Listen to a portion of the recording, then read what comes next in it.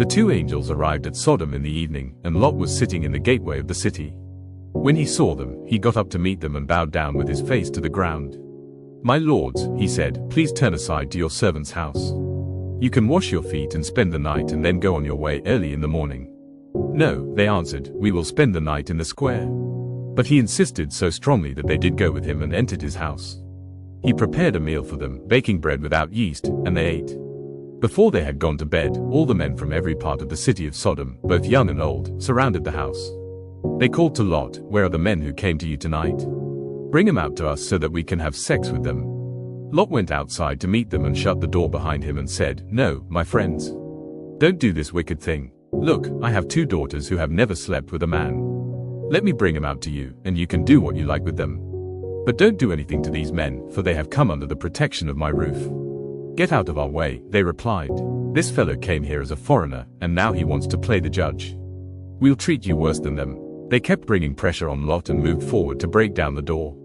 But the men inside reached out and pulled Lot back into the house and shut the door.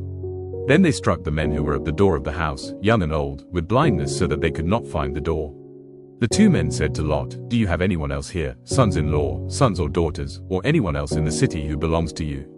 Get them out of here, because we are going to destroy this place. The outcry to the Lord against its people is so great that he has sent us to destroy it." So Lot went out and spoke to his sons-in-law, who were pledged to marry his daughters. He said, "Hurry and get out of this place, because the Lord is about to destroy the city."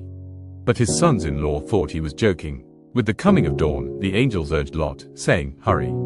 Take your wife and your two daughters who are here, or you will be swept away when the city is punished." When he hesitated, the men grasped his hand and the hands of his wife and of his two daughters and led them safely out of the city, for the Lord was merciful to them. As soon as they had brought them out, one of them said, "Flee for your lives. Don't look back, and don't stop anywhere in the plain. Flee to the mountains or you will be swept away." But Lot said to them, "No, my lords, please. Your servant has found favor in your eyes, and you have shown great kindness to me in sparing my life. But I can't flee to the mountains. This disaster will overtake me, and I'll die.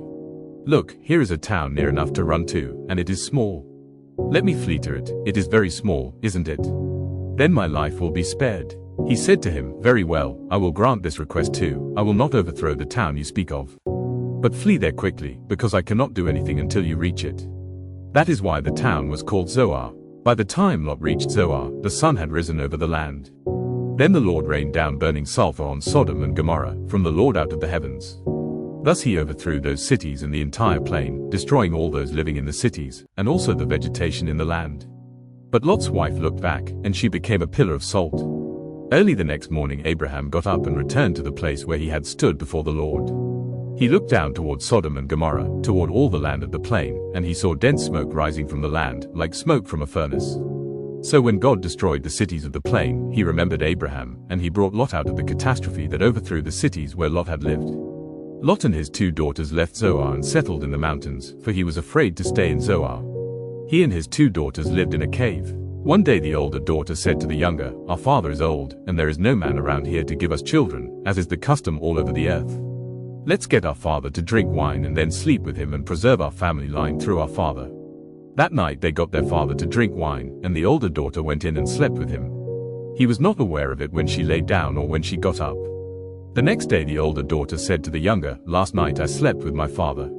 Let's get him to drink wine again tonight, and you go in and sleep with him so we can preserve our family line through our father." So they got their father to drink wine that night also, and the younger daughter went in and slept with him. Again he was not aware of it when she lay down or when she got up. So both of Lot's daughters became pregnant by their father. The older daughter had a son, and she named him Moab. He is the father of the Moabites of today. The younger daughter also had a son, and she named him Ben-Ammi. He is the father of the Ammonites of today.